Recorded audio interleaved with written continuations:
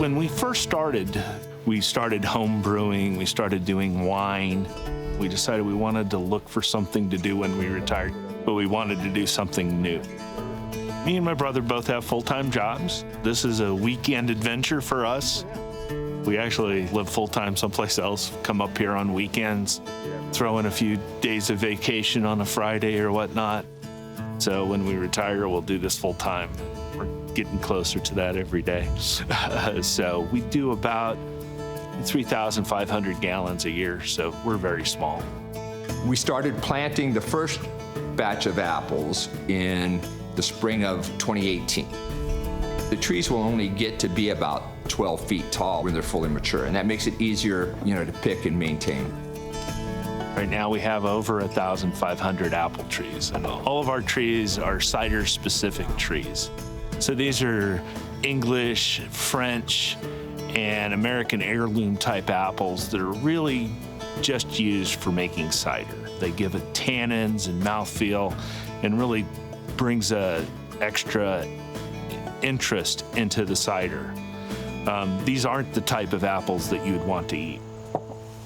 The nice thing about doing this in Pennsylvania is that there's a lot of great sources for apples. So you've got Adams County, which is probably one of the very large apple producing areas. So we have great access to really nice apples there.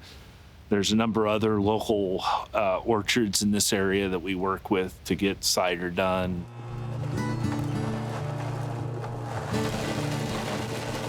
So today we'll be pressing apples. These are apples that came from this property. Some of them are from some old trees that were on the property when we bought it. We have no idea what those apples are, what varieties they are. And then the other ones are from our trees that we planted. This will make up a new cider that when it's all ready, called a Hangtown Scrumpy. Me and my brother both we grew up in Nebraska. We had some old apple trees that we used to pick, and my mom would make into these wonderful apple pies. So the idea of getting an acreage where we could grow apples, kind of really brought us back to some of our childhood. The Hollebeck brothers started selling their product at local events and farmers markets. But when it came time to increase their sales, they took their cider to the city. Our main distribution point is through PA Libations, a Pittsburgh-based alcohol business. For us, it gives us an outlet into a large metropolitan area that we would not otherwise get. It's good exposure, and it also gives us a retail event. So when we're doing a farmer's market and say, where can I get this stuff? We give them a place where they can go year-round to get our product.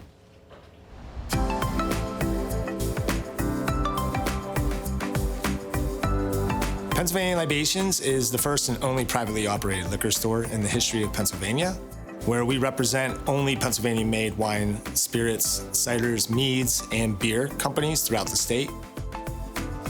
In 2015, I reached out to the Pennsylvania Liquor Control Board and asked them if putting together a multitude of distilleries under one roof was plausible. So once I found out from the Pennsylvania Liquor Control Board that my idea was plausible, I ran with it, and I had to add a whole bunch of distilleries to my portfolio to make the store work. And so with that, we would essentially sublease shelf space for a nominal fee, and then when the product's sold, we'd get a commission. So we're essentially a consignment shop. We don't buy and resell, we don't mark up the prices, we sell it as is if it was at the distillery itself. This non-state store grew to 4 locations. You can find Pennsylvania Libations in Pittsburgh, Philadelphia, and Latrobe. For our retail stores that we have in all of them, including the one in Philadelphia, we do sampling. It's from Sweet Rust, their distillery here in Pittsburgh. And a big part of that sampling and a big part of just the store in general is telling you the story of each of these distilleries. We have over 20 different distilleries, and we love all the unique stories that come behind them. And one of them is my favorite, is Eight Oaks Distilling out of New Tripoli, Pennsylvania. They're veteran owned. They are a pure, what we call dirt to glass distillery.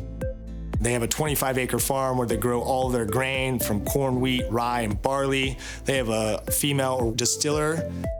We love that their name 8 Oaks. 8 is the amount of letters in the word I love you that they used to sign their family letters back home during war times, being that they are a veteran family-owned business.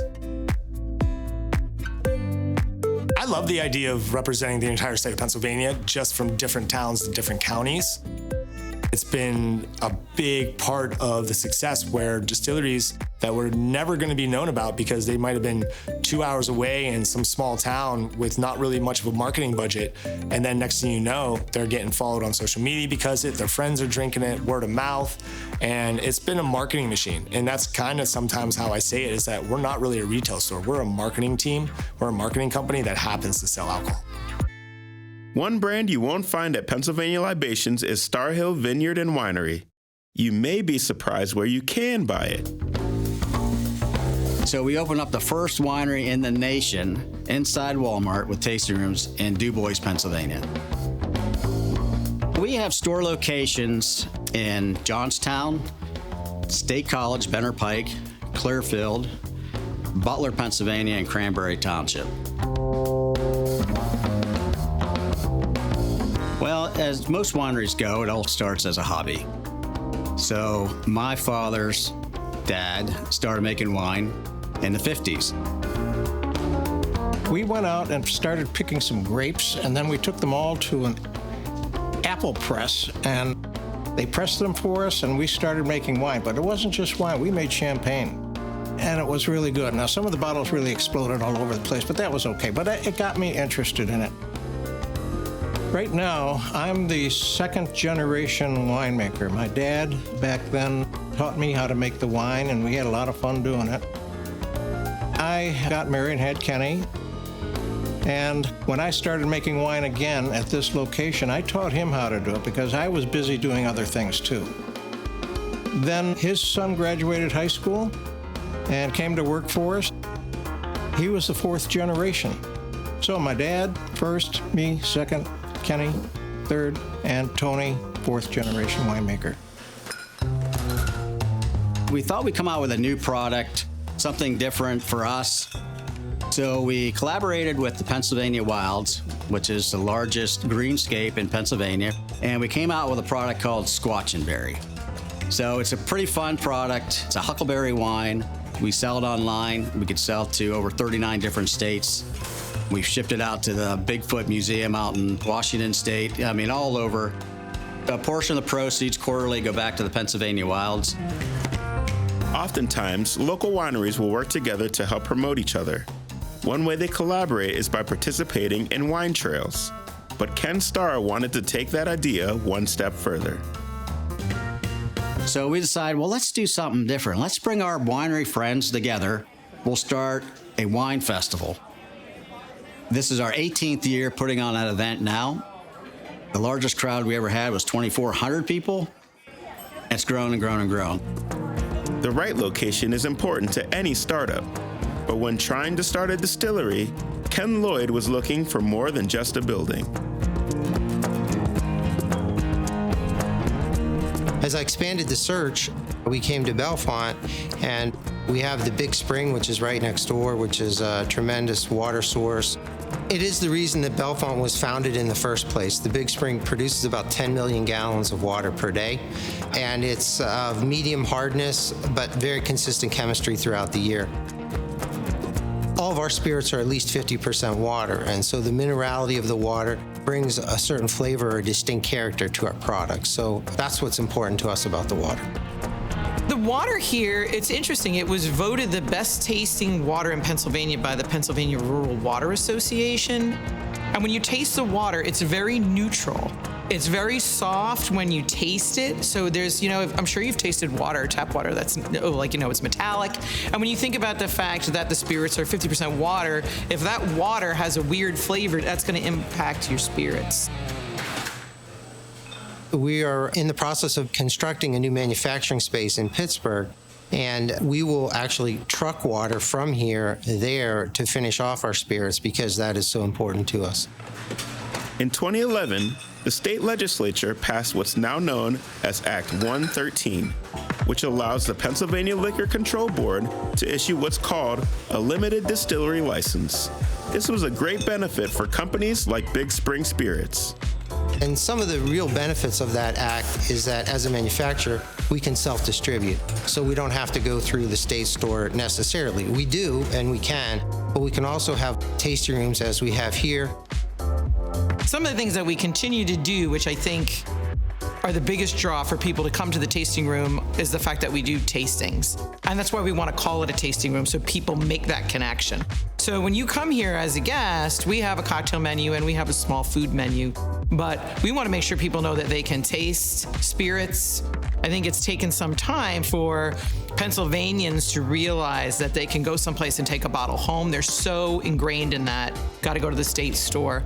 So we try and remind people, you know, if you liked that, you can take a bottle home. We can just throw it on your check. But I think that really what changes the experience here.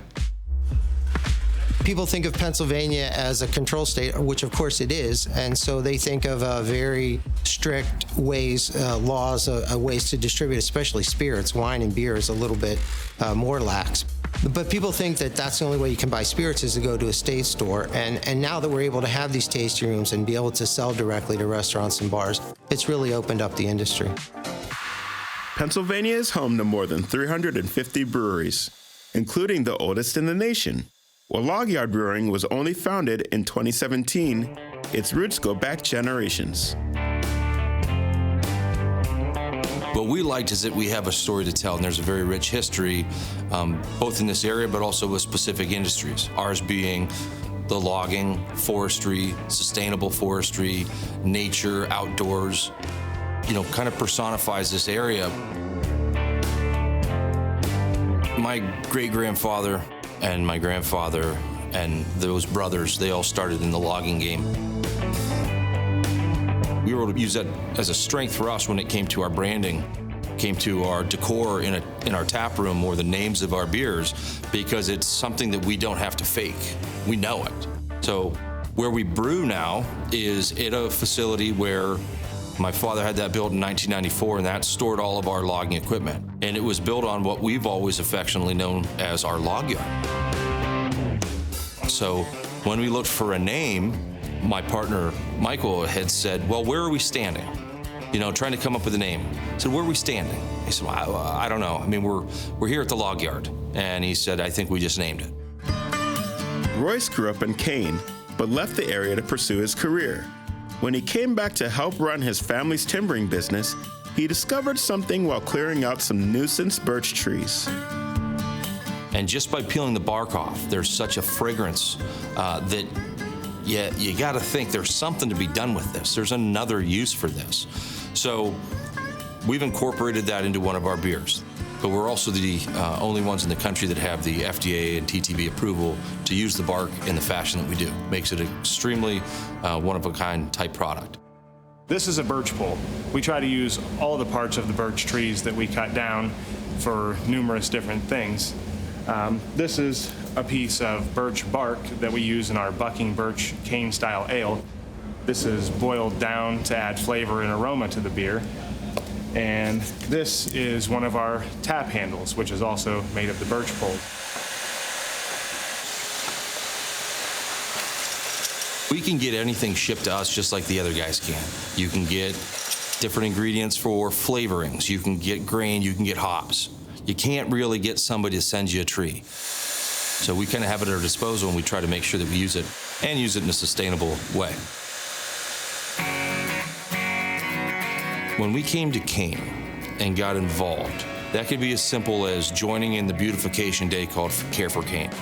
It actually made an impact. You could feel it, you could see it, it was tangible, and it was infectious, and it gets more people doing it. I feel and see the same things going on with our brewery, which I don't think we would be able to accomplish if we were doing it somewhere else. It's having an impact on the people that are affiliated with it. It's a tangible movement that you can kind of feel and be part of.